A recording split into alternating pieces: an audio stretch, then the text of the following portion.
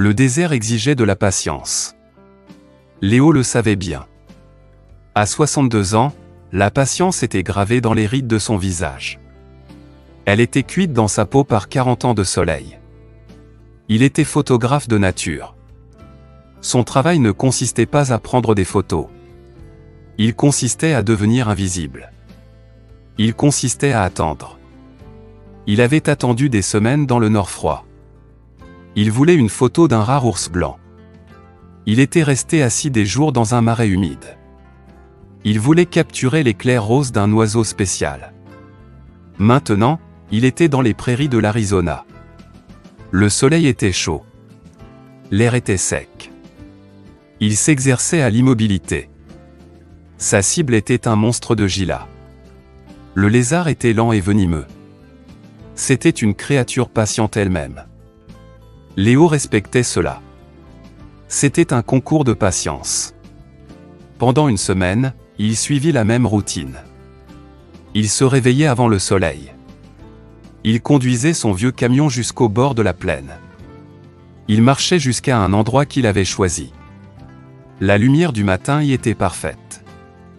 Il s'allongeait sur le ventre.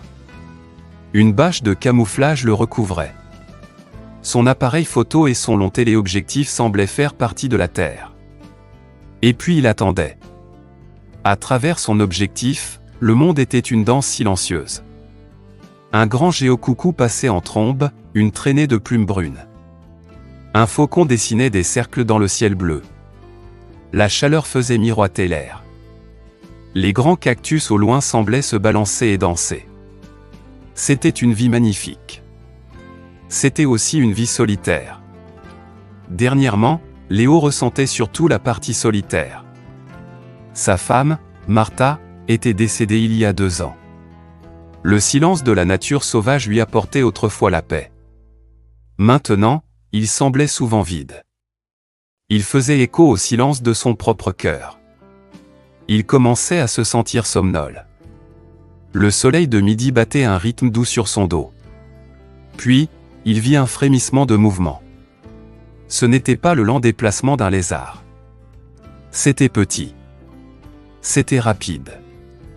Cela se déplaçait avec une étrange assurance. Léo tourna la tête. Il bougea très lentement. Il ne voulait pas l'effrayer. Un chaton de lynx roux sortit de derrière un buisson sec. Il n'était pas plus gros qu'une miche de pain. Ses pattes étaient énormes pour son petit corps.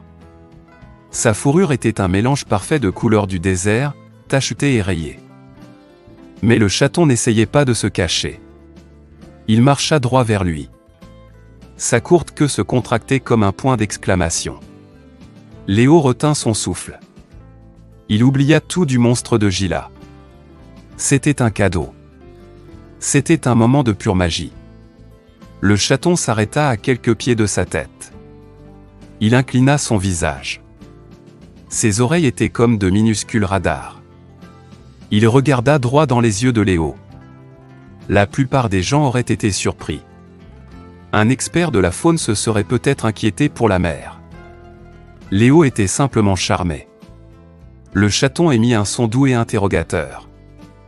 C'était un minuscule miaulement qui se perdit dans le grand espace ouvert. Une impulsion s'empara de Léo. C'était un sentiment qu'il n'avait pas ressenti depuis des années, comme un grand-père. Il bougea sa main avec grand soin. Il attrapa son sac à dos posé à côté de lui. Le chaton observait chaque mouvement. Ses yeux bleus étaient grands de curiosité, pas de peur. Il ouvrit une poche zippée. Il sortit son déjeuner. C'était un morceau de viande de bœuf séchée. C'était dur et salé. Ce n'était probablement pas bon pour un chaton de lynx roux. Mais c'était tout ce qu'il avait. Il le tendit. Le chaton s'avança. Son nez frémit. Il renifla l'air. Il renifla la viande séchée. Puis il laissa échapper un éternuement adorable et sonore.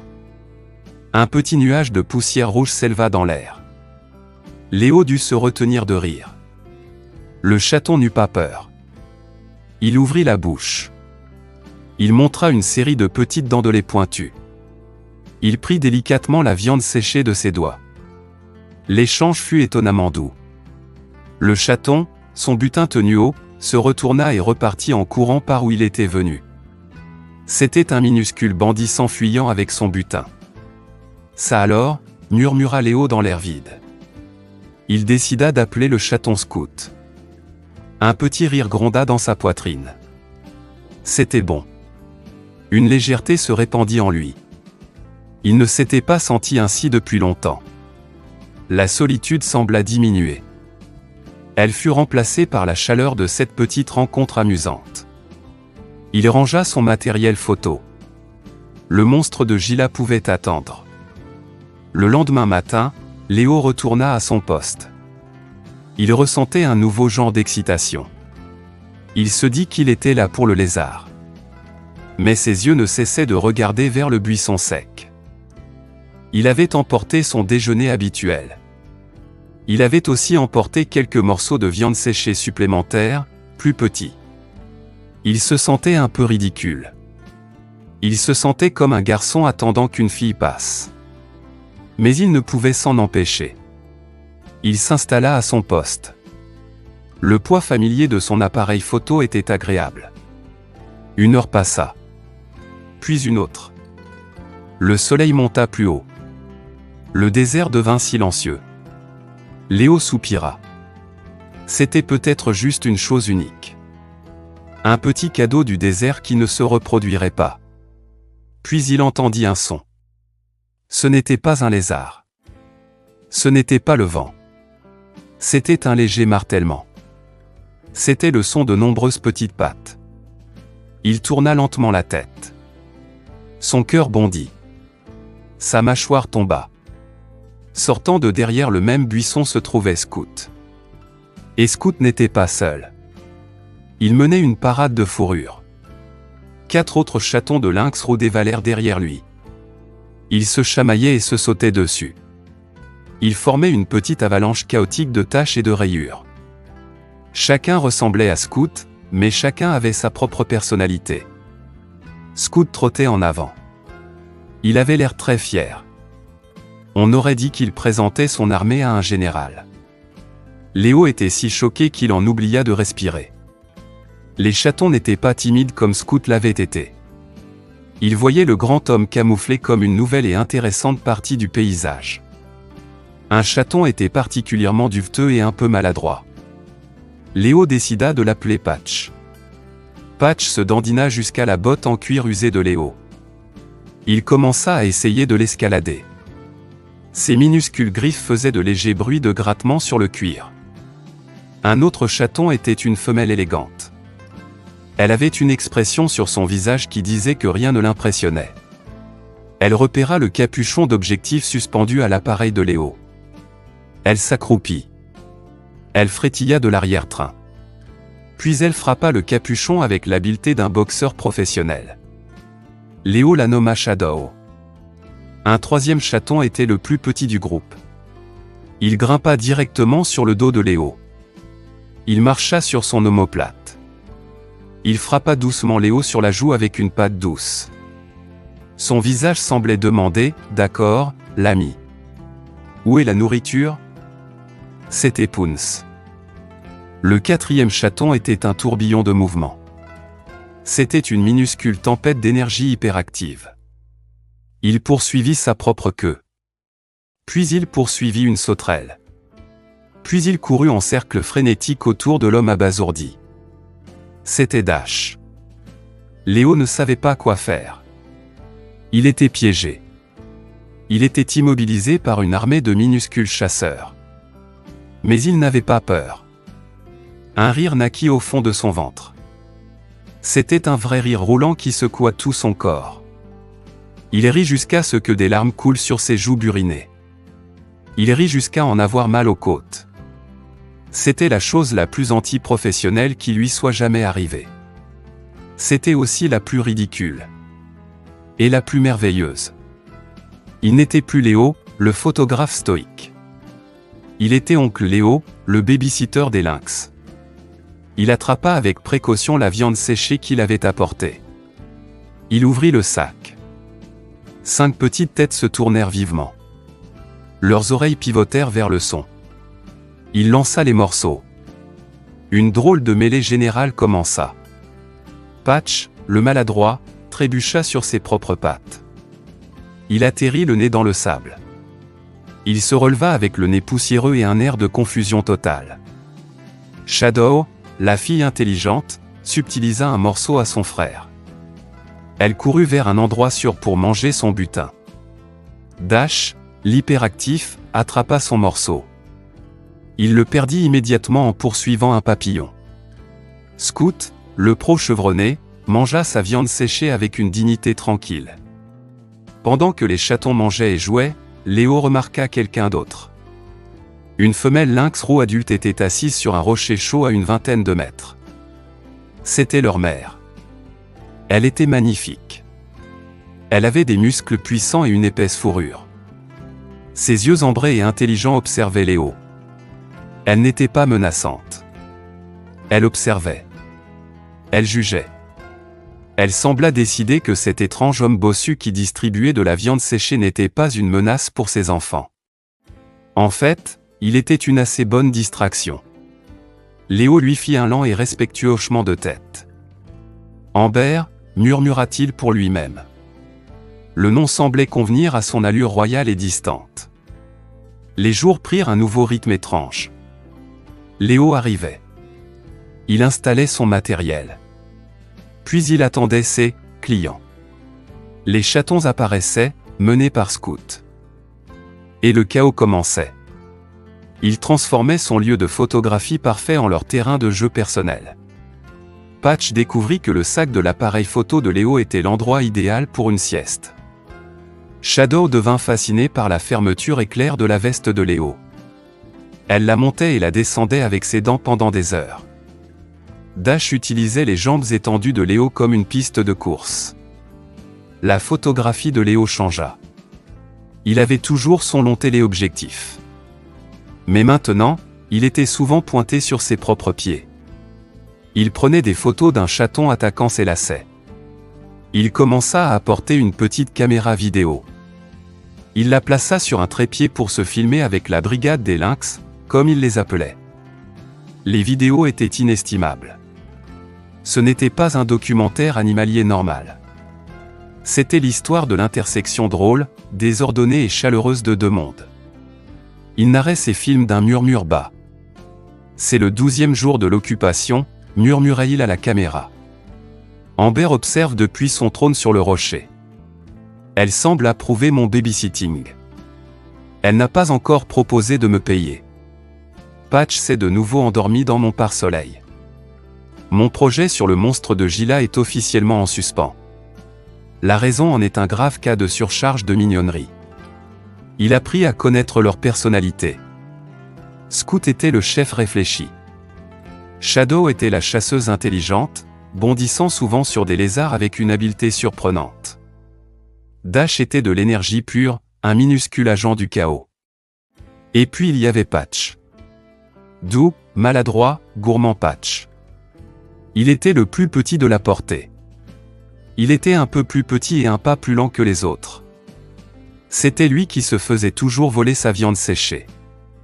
C'était lui qui trébuchait dans les cactus. Léo devait soigneusement retirer les épines avec une pince à épiler. Et Patch était celui qui semblait avoir un lien spécial avec le grand homme doux qui distribuait des friandises. Patch sautait souvent les jeux de lutte. Il se blottissait simplement contre le flanc de Léo. Il ronronnait d'un ronronnement fort et vibrant. La vibration traversait l'âme de Léo. C'est pendant un de ces moments calmes. Patch dormait sur ses côtes. Les autres chatons poursuivaient un virevoltant. Léo ressentit un profond sentiment de paix. Le silence vide de son cœur avait été comblé. Il était rempli du son de minuscules ronronnements et de piaillements enjoués. Il n'était plus seul. Il avait une famille. C'était une famille étrange, sauvage et complètement inattendue. L'été de l'Arizona s'intensifia. La chaleur devint une lourde couverture sur la terre. Les orages quotidiens devinrent plus violents. Léo savait que c'était une période dangereuse dans le désert. Une crue éclair pouvait transformer un ravin sec en une rivière déchaînée en quelques minutes. La chaleur était brutale. L'eau était difficile à trouver. Il en était venu à aimer les chatons plus qu'il ne l'admettrait jamais. Sa distance professionnelle avait disparu. Il s'inquiétait pour eux tout le temps. Il commença à apporter un grand plat d'eau peu profond chaque jour. Amber l'observa avec méfiance pendant une journée. Puis elle laissa finalement ses chatons y boire. Elle semblait comprendre qu'il était une aide. Leur relation devint un partenariat silencieux. Elle chassait pour leur vrai repas. Elle leur apprenait à survivre dans la nature. Il fournissait les friandises supplémentaires, le terrain de jeu et l'espace sûr. Un après-midi, le ciel devint d'un violet sombre et colérique. L'air devint calme et lourd.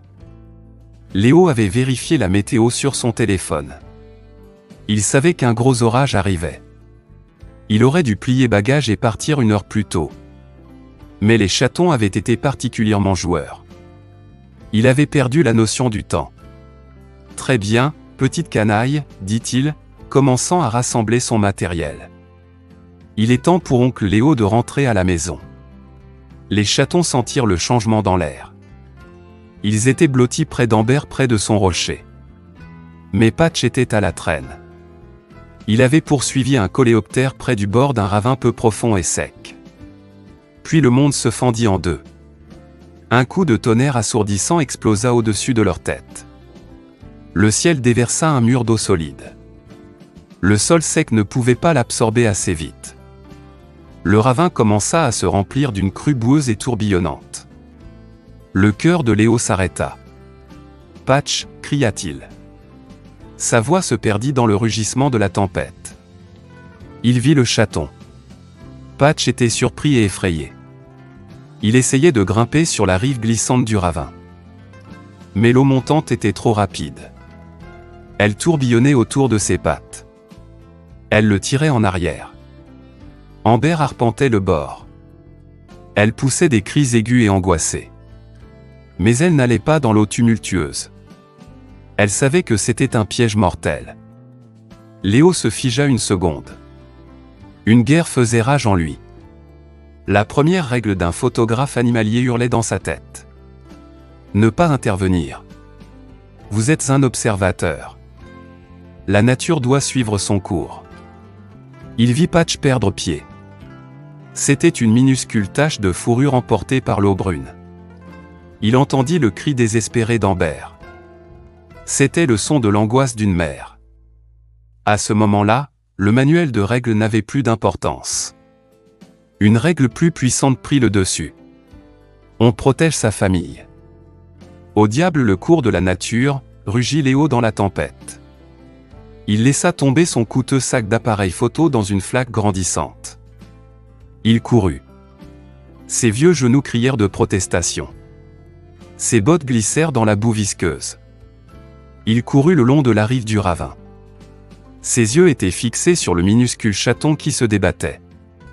L'eau fit culbuter Patch encore et encore.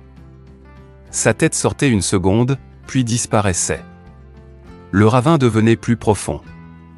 Le courant devenait plus fort. Léo savait qu'il avait une seule chance. Devant, un arbre tombé gisait en travers du ravin. Il créait un dangereux goulot d'étranglement d'eau et de débris. Si Patch y était entraîné, il serait perdu. Sans réfléchir, Léo glissa sur la rive boueuse. Il plongea dans l'eau jusqu'à la taille. Le choc froid lui coupa le souffle. Le courant était fort. Il tirait sur ses jambes. Il poussa contre le flot. Ses yeux balayaient l'eau trouble. « Patch !»« J'arrive, petit gars !» cria-t-il. Il le vit. Un éclair de fourrure tachetée était coincé contre une grosse branche. C'était juste avant l'embâcle. Il bougeait à peine. Léo avança. Il lutta contre le courant de toutes ses forces. Il atteignit la branche. Ses doigts s'enroulèrent autour du bois glissant. Il se pencha. Ses épaules brûlaient. Ses doigts effleurèrent la fourrure mouillée du chaton. Il réussit à l'attraper. Il saisit une poignée de peau du cou. Il tira. Patch était Flasque, un poids mort. Pendant une terrible seconde, Léo pensa qu'il était trop tard. Il ramena le chaton contre sa poitrine. Il le protégea de l'eau. Il commença à se frayer un chemin vers la rive. C'était une lutte désespérée. Il trouva enfin une bonne prise. Il se hissa, lui et sa petite et précieuse cargaison, hors de l'eau. Il s'effondra sur le sol. Il haletait. La pluie et la boue couvraient son visage. Il baissa les yeux sur Patch.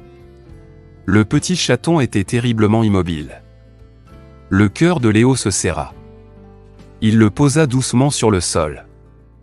Il agit par pur instinct. Il pressa 2 doigts contre la minuscule cage thoracique. Il donna une petite pompe douce. Il baissa la tête. Il souffla une petite bouffée d'air dans le nez et la bouche du chaton. 1 fois. 2 fois. À la 3e bouffée, Patch eut une toux saccadée. De l'eau jaillit de sa bouche. Il prit une respiration faible et rauque. Ses yeux s'ouvrirent en tremblant. Il était étourdi et terrifié. Le soulagement submergea Léo. C'était si puissant qu'il faillit s'évanouir. Il ramassa le chaton tremblant. Il l'enveloppa dans sa veste. Il la remonta pour le garder au chaud et en sécurité. Il leva les yeux. La tempête commençait déjà à passer. À travers la pluie grise, il vit Amber. Elle se tenait au bord du ravin. Elle était plus proche qu'elle ne l'avait jamais été. Sa famille était blottie derrière elle. Elle le regardait droit dans les yeux. Son expression était différente. C'était quelque chose qui ressemblait aux yeux fatigués de Léo à un remerciement profond et réel.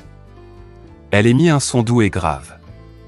Puis elle conduisit lentement ses autres chatons à l'abri de quelques rochers. Elle lui faisait confiance. Le trajet de retour à sa petite cabane fut flou. Léo tenait le paquet tremblant à l'intérieur de sa veste. Le chauffage de son camion était au maximum. « Tu m'as fait une de ces peurs, petite tête de mule, » dit-il, sa voix douce. « Mais tu vas bien. Oncle Léo s'occupe de toi. » De retour à la cabane, il enveloppa Patch dans une serviette chaude et sèche. Pendant 2 jours, Léo resta à l'intérieur. Il soigna son petit patient. Patch était faible. Il dormait presque tout le temps. Il était enroulé sur un oreiller à côté du lit de Léo. Léo se réveillait la nuit juste pour regarder la petite poitrine se soulever et s'abaisser. Le 3e matin, Léo fut réveillé par un bruit de grattement. Il ouvrit les yeux. Patch était par terre. Il tapotait de manière enjouée un fil lâche sur un tapis. Il leva les yeux vers Léo et poussa un miaulement fort. Il allait s'en sortir. Quand Léo retourna enfin à son poste, il était nerveux. Avait-il brisé la confiance? Il posa le Patch en bonne santé sur le sol. Le chaton courut immédiatement vers ses frères et sa sœur. Ils l'accueillirent avec des léchouilles et des bons. Léo regarda vers le rocher d'Amber. Elle était là. Elle observait. Il lui fit un signe de tête. Elle soutint son regard pendant un long moment. Puis elle cligna lentement des yeux. Dans le monde des chats, c'était un signe de confiance. Quelques minutes plus tard, elle disparut dans les broussailles. Elle revint avec un lézard fraîchement attrapé. Elle le laissa tomber à quelques pieds de Léo. Puis elle retourna à son rocher. C'était un cadeau. C'était un paiement. Les saisons commencèrent à tourner. La chaleur féroce de l'été s'adoucit en une lueur automnale dorée. Les chatons grandirent. Leurs pattes s'allongèrent. Leur corps s'étoffèrent. Leurs taches devinrent moins nettes à mesure que leur pelage d'adulte poussait. Ils étaient toujours joueurs. Mais leur jeu ressemblait maintenant plus à un entraînement. Ils apprenaient les compétences dont ils auraient besoin pour survivre. Léo filma tout. Ces images étaient un chef-d'œuvre. C'était une histoire personnelle d'amour et de confiance. Il avait une vidéo de la première chasse au lapin réussie de Shadow. Il avait une vidéo de Dash sautant de rocher en rocher. Il avait une vidéo de scout veillant sur sa famille avec une force tranquille. Et il avait des heures d'images de Patch. Patch, qui avait failli être perdu, était maintenant fort et en bonne santé. Il était toujours le plus affectueux du groupe. Il ne perdit jamais son habitude de se blottir contre le flanc de Léo pour une sieste. Le jour que Léo redoutait arriva enfin. Il arriva à son poste. Il installa son matériel. Et il attendit. Le soleil monta haut. Mais les prairies restèrent vides. Pas de martèlement de pattes. Pas de parade duveteuse. Il resta jusqu'au crépuscule. Un sentiment de vide grandit dans sa poitrine. Ils étaient partis. Amber avait décidé qu'il était temps de passer à autre chose. Il revint le lendemain. Et le jour d'après. Le silence qu'il appréciait autrefois lui semblait maintenant douloureux. C'était un rappel de ce qu'il avait perdu. Son travail ici était terminé. Il était temps de rentrer à la maison. Lors de son dernier matin, il se tenait près de son camion. Il regarda une dernière fois la terre. Il ressentit une profonde tristesse. Mais en dessous, il ressentit de la gratitude. Ces animaux l'avaient sauvé. Ils avaient comblé un vide dans sa vie dont il ne soupçonnait même pas l'existence. Au coucher du soleil, il vit un mouvement sur une crête lointaine. Il leva ses jumelles. Son cœur battait la chamade. C'étaient eux. 5 lynx roux élancés et puissants. Ils se déplaçaient avec grâce. Ils s'arrêtèrent, 5 ombres contre le soleil couchant. L'un d'eux, le chef, se retourna et regarda en arrière.